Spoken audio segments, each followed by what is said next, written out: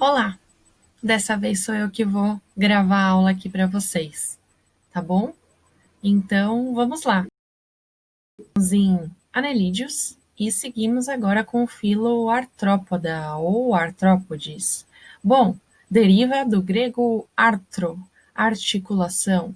Então, tem uma articulação aí. E podos, que significa pé, pata, ou seja, nesse grupo, o que reúne o grupo, a característica semelhante e presente em todos, ter pés e patas articuladas, ou a gente pode dizer até anexos aí articulados. Bom, os representantes com patas articuladas também vão ter exoesqueletos quitinosos. Bom, exo, exterior, certo? Esse prefixo. E esqueleto é sustentação. Então, a maioria a gente conhece como endoesqueleto, a maioria dos esqueletos que trazem essa sustentação, mas aqui é diferente. E quitinoso por causa da constituição química mesmo, dessa grande molécula aí de carboidrato, que é a quitina. Bom, é um filo que reúne mais de 1 milhão de espécies, então, assim, é o momento que a gente vai falar de biodiversidade. É o momento que a gente vai falar de grandeza de números mesmo, apesar de a maioria aqui dos seres serem pequenininhos, de alguns centímetros, a gente está falando de, olha, um sucesso evolutivo. Características gerais, triblásticos, como vem vindo todos os filos depois de quinidários. Celomados, perfeito. Protostômios, também, segue como os filos anteriores. Corpo segmentado, essa característica que surgiu lá em Anelídeos permanece aqui. Esse corpo agora recoberto por quitina vai oferecer, além da proteção, uma proteção contra a desidratação, não é? Além da sustentação, tem essa proteção contra a desidratação.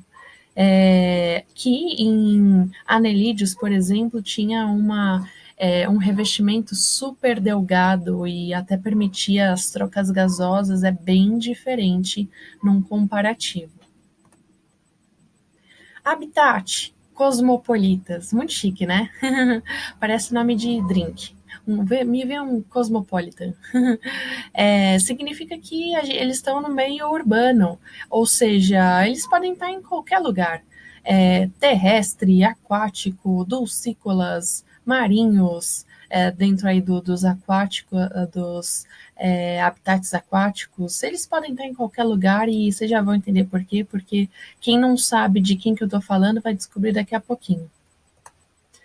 Bom, patas articuladas, exoesqueleto quitinoso. Esse exoesqueleto quitinoso traz uma característica ligada a ela, que é essa questão das mudas, ou equidizes, significa a mesma coisa. Por quê? Porque é como se eles vestissem uma armadura que impede o crescimento direto deles. Então, toda vez que eles precisam crescer, chegou no limite do exoesqueleto, eles precisam trocar de exoesqueleto, fazer essa muda. Me lembra muito aquela história das mães e pais de crianças pequenas comprarem um sapato sempre um número maior, às vezes até 2 números maior, para não perder rápido. Fala assim para a moça da loja assim, me vê um número maior para ele não perder rápido, porque realmente a criança em desenvolvimento cresce rápido e o pezinho vai ficar ali, ó. Encolhidinho no tênis sem ela ter usado, né? Parece a história aqui do exoesqueleto. Eles vão crescendo, só que como ele é externo, ele segura, né? Ele é um limitante, né? Para esse crescimento continuar. Então tem que fazer a troca. Que mais? Tubo digestório completo. Bom, permanece. Sistema circulatório aberto, lacunar. Então, eles não têm vasos como nós, por exemplo. Sistema nervoso ganglionar ventral, ou seja, ventral. Aqui, essa parte aqui, a parte da barriguinha. E ganglionar é reunido as células nervosas em gânglios. Bom, esse exoesqueleto vai ser secretado pela epiderme, vai ser flexível em larvas e vai ser mais rígido em adultos. Então, significa que a gente vai ver larvas aqui no processo de desenvolvimento desses animais, em alguns processos, né? A gente vai ver que eles sofrem metamorfose e, dependendo de qual espécie a gente está falando, essa metamorfose ela vai ter mais passos, mais estágios do que outras espécies. Bom, o que mais que temos aqui importante? Tagmas. Tagmas é uma palavra importante. Para cada classe que a gente vai ver dentro do filo, eu vou fazer uma divisão por tagma. E aqui os tagmas vão ser cabeça, tórax e abdômen. E pode ser que haja a junção desses tagmas, como, por exemplo, cabeça e tórax virem cefalotórax. Mas isso vai ser bem específico e eu vou dizer para cada classe. Bom, então aqui essa história da muda e da equidise e torna então esse crescimento deles mais dificultoso, como mostra esse gráfico aqui. Então, aqui na curva A, um crescimento contínuo e de qualquer outro ser vivo que não tenha um exoesqueleto, como nós, por exemplo.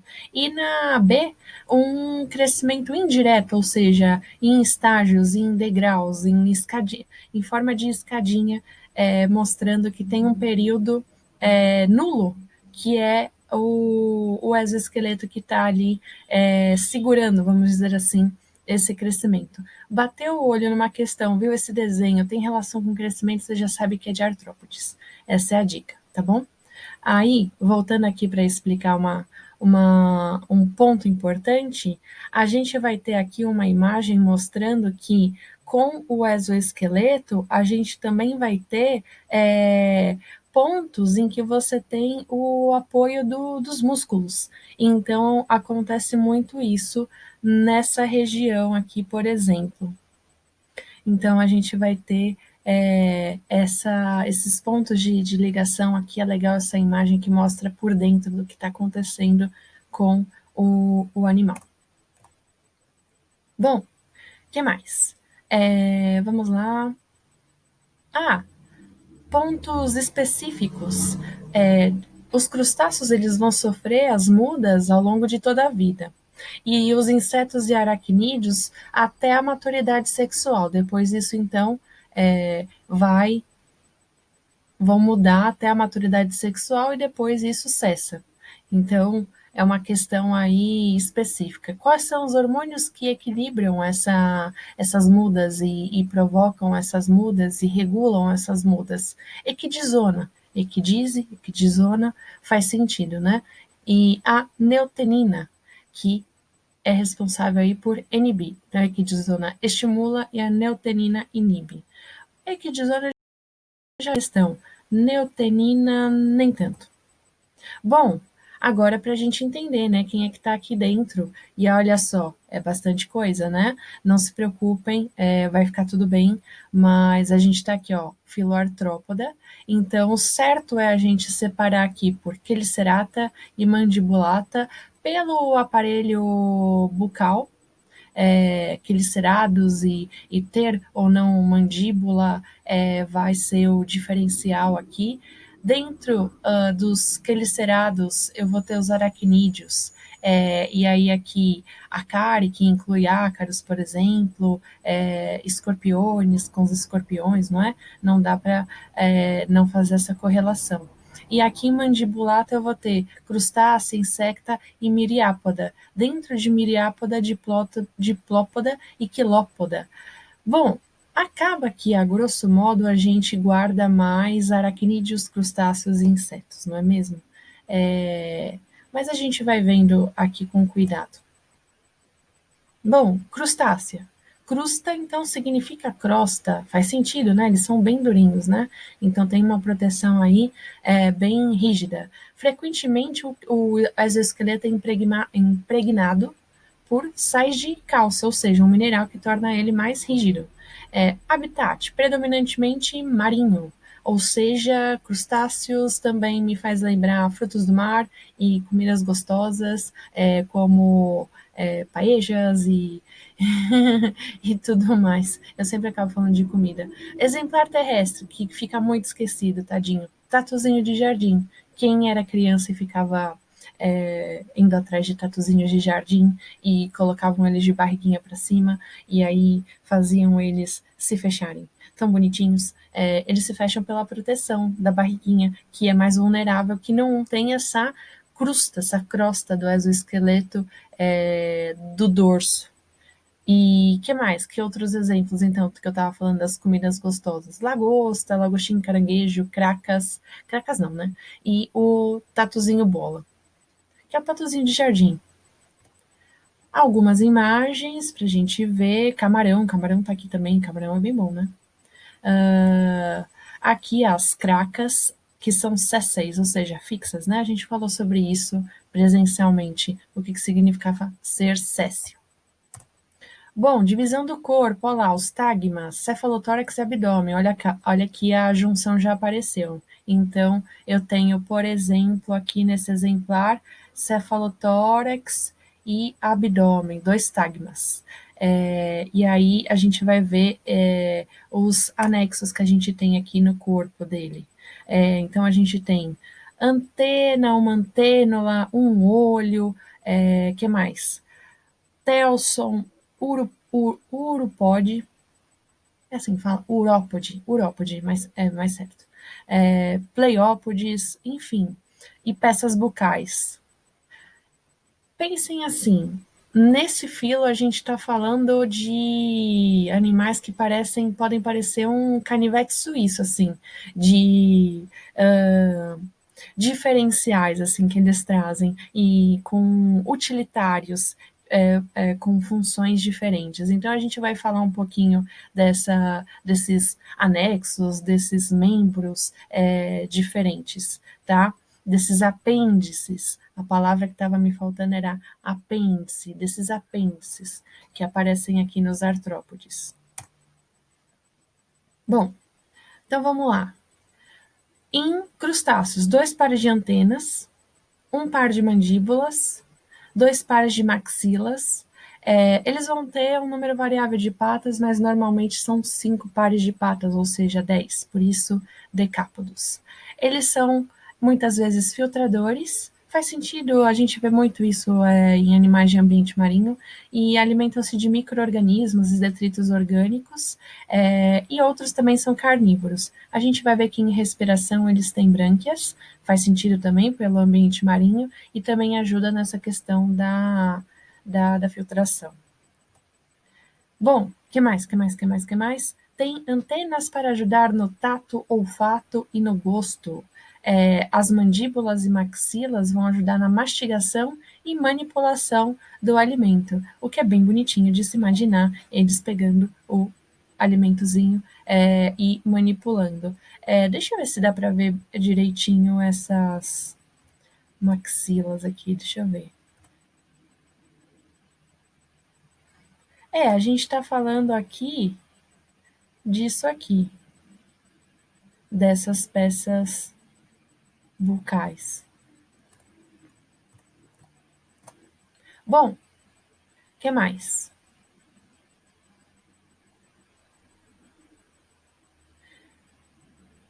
Locomoção, eles têm alguns. Aqui tem nomes muito específicos que eu não quero deixar para vocês. Não é o principal aqui da aula, mas assim, fiquem sabendo que a gente pode fazer uma divisão ainda de todos os apêndices e realmente colocar ali a função e determinar a função. Então, a gente tem aqui a manipulação de alimento, a locomoção, a defesa, o ataque, a captura de alimento, natação, cópula, tem apêndices que vão ajudar na cópula, no transporte de ovos. Então, É um canivete suíço. E eu lembrei de uma aula prática da minha graduação que a gente pegou e, coitadinho do camarão, a gente decompôs ele assim, e aí assim a gente foi identificando esses apêndices, porque aí já é um nível de graduação, e o cheiro ficou maravilhoso no laboratório. Bom, quais são realmente assim importantes destacar? O tal do Telson, que está no último segmento abdominal. Ele vai ser importante e pode aparecer e pode estar relacionado com defesa. E os machos podem ter uma abertura genital no quinto par de periópodos. Tá, aqui tá dizendo que a abertura genital vai mudar o lugar dela do macho para fêmea. Isso bem específico, né? Bom, aqui então, quando a gente está falando do abdômen e do Telson, ele tá por aqui. E das pinças, olha só, para manipulação de alimento, defesa e tudo mais, esses apêndices do tórax, por exemplo, estão por aqui.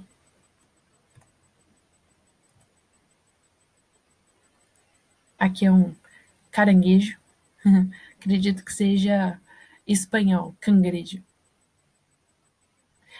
Deixa eu ver aqui se mostra um pouquinho do sistema circulatório lacunar, não é? Que eles não têm vasos, então a gente vai ter aqui algumas. Ele vai caminhando ali por lacunas, né? Ó, o coração tá por aqui, então ele vem aqui circulando. Bom, que mais? A digestão pode começar extracelular no intestino, já que ele é completo e já que tem glândulas como hematopâncreas, é uma glândula que vai secretar enzimas. E com relação ao sistema circulatório, a gente já falou que é aberto e lacunar e vai transportar os nutrientes e gases, e a gente tem pigmentos respiratórios. Quando fala pigmentos respiratórios, significa assim que como o nosso sangue é vermelho, o deles também tem pigmentos respiratórios, vai ter aí, por exemplo, uma proteína ali associada a esse transporte de oxigênio. O sistema respiratório vai ser branquial e o excretório, e isso é bem específico de crustáceos, vai ser por glândulas verdes, isso é bem específico de crustáceo. E aí vai acontecer como? Vai ter a filtração dessa hemolinfa, removendo as excreções e eliminando-as através de um poro excretor que se abre na base da antena quando for glândulas antenais. Quando for essas glândulas verdes, né? Na verdade, aqui está como sinônimos. Perdão. Bom, eles têm sistema sensorial? Tem. Eles têm como se fosse um tato? Tem, porque eles têm cerdas tácteas distribuídas pelo corpo. Eles também têm percepção das moléculas químicas distribuídas na atmosfera e também eles têm essa percepção das moléculas químicas do alimento, então a gente considera que tem um paladar e um olfato, e tem essa percepção por cerdas que estão situadas nas antenas, nas peças bucais e nos maxilípedes, que estão ali também próximo do cefalotórax. Ocelos, com relação à visão, então eles sabem distinguir intensidade e direção da luz, não é como nós, assim, que distingue cores e tudo mais, mas já é bem legal para saber, por exemplo, da onde vem o perigo. Que mais? Aqui, deixa eu ver. Vamos falar um pouquinho aqui de onde são as coisas da digestão, né? O estômago, a glândula digestiva, A boca, olha só, a boca está bem próxima daqueles apêndices que vão manipular o alimento, né? E a glândula verde, tá, o que é estranho, né? A glândula verde, que é a excreção, está bem próxima da boca, né? Isso é bem estranho da gente imaginar, a excreção próxima da entrada. Mais próximo das antenas, né? Por isso, glândulas antenais também estava lá como sinônimo. Gânglios ventrais, então faz sentido eles estarem por aqui, e faz sentido também eles estarem no ventre, já que é a porção mais vulnerável do corpo, né? Então, ter essa sensibilidade maior faz sentido, porque o resto do corpo está protegido pelo exoesqueleto, todo o corpo está, mas o ventre está um pouco mais vulnerável. Gônadas produtoras de gametas, estão por aqui, associadas ao poro genital, que tem aquela localização diferenciada entre macho e fêmea, mas algo muito específico. Uh, intestino, ânus e aqui vasos sanguíneos, assim, mas não são vasos sanguíneos como os nossos, né? Aqui a gente tem um sistema bem mais aberto. Bom, a maioria dioicos, ou seja, macho e fêmea separado.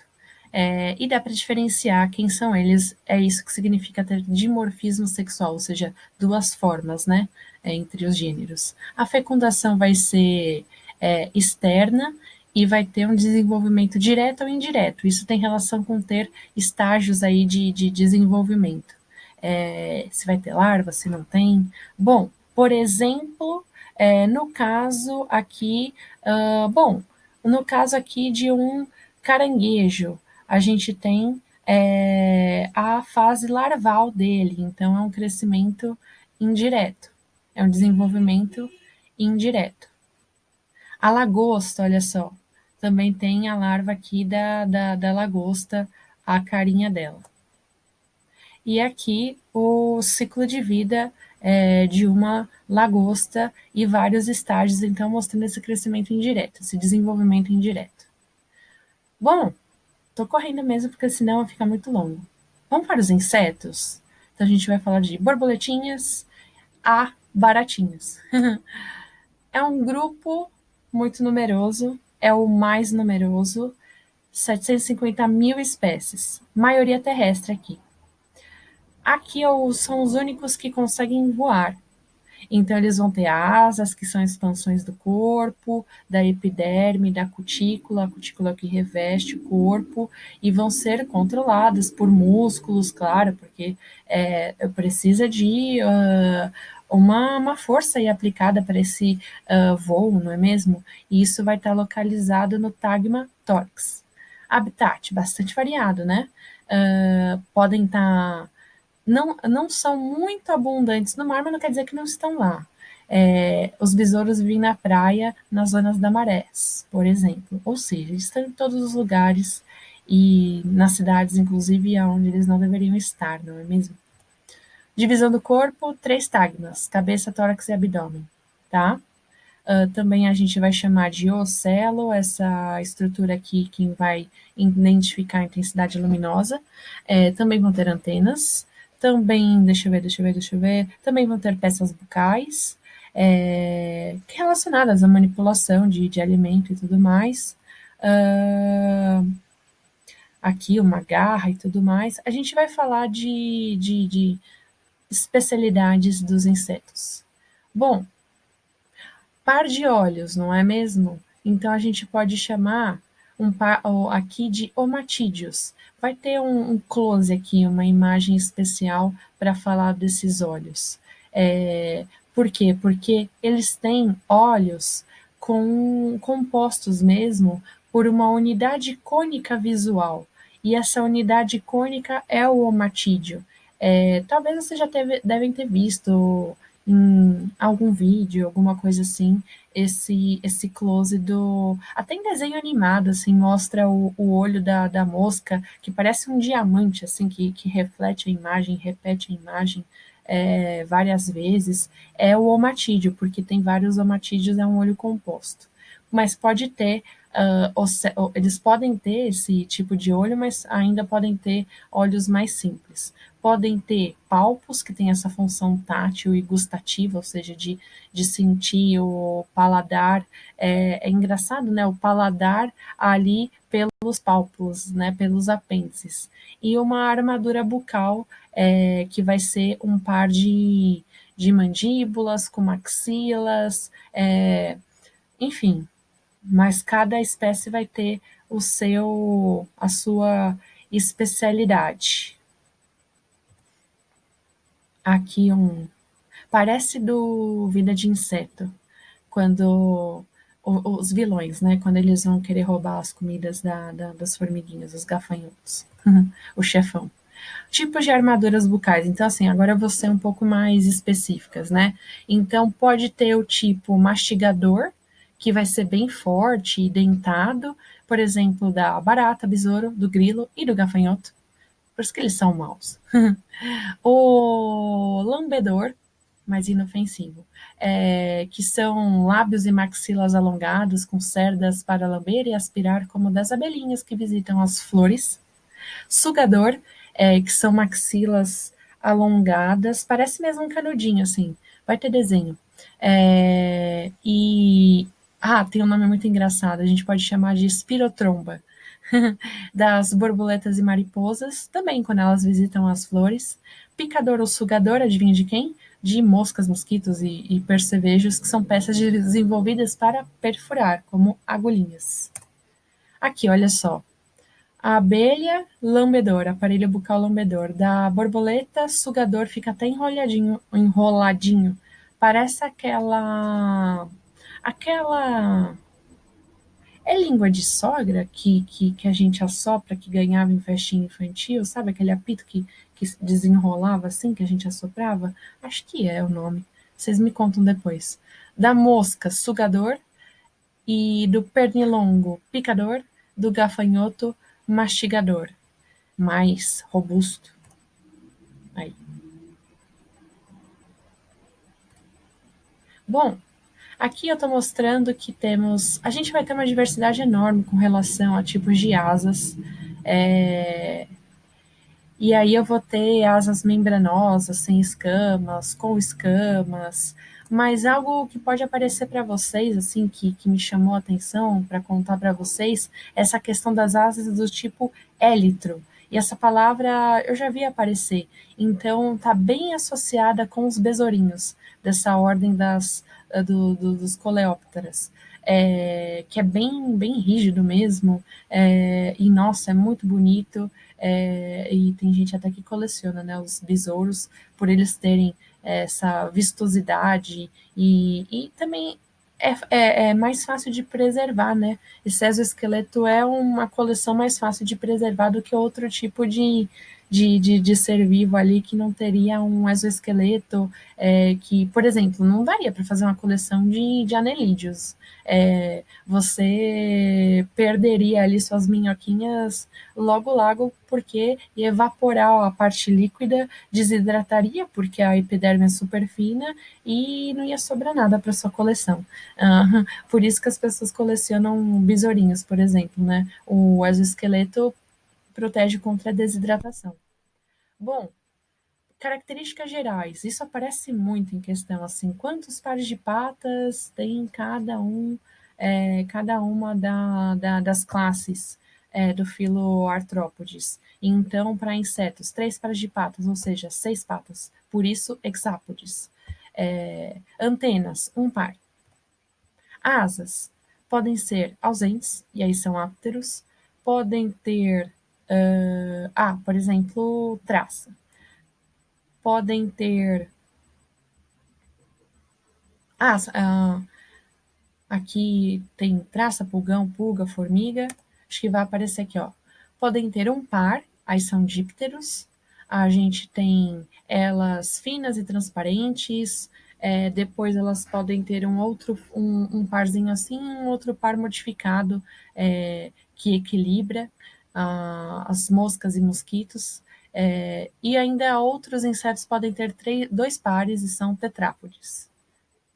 Tô falando outra palavra aqui, tetrápteros, me perdoa. Então, ápteros, sem asa, dípteros, um par, então duas, e tetrápteros, dois pares, quatro asas. Algumas imagens. Aquela questão do músculo regular o voo e ajudar e estar tá conectado com as asas e tudo mais. E é muito legal, parece um modelinho, e é um modelinho aerodinâmico, parece algo que a gente pode montar. Que mais? Sistema respiratório. Aqui é diferente. E é o mais diferente de todos.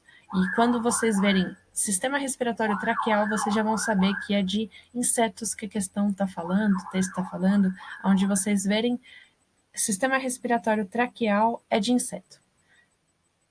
No abdômen, você vai ter, no segmento terminal, ânus, um ovopositor nas fêmeas e um aguilhão, como, por exemplo, nas abelhas e vespas, que vão servir para o quê? Picar a gente.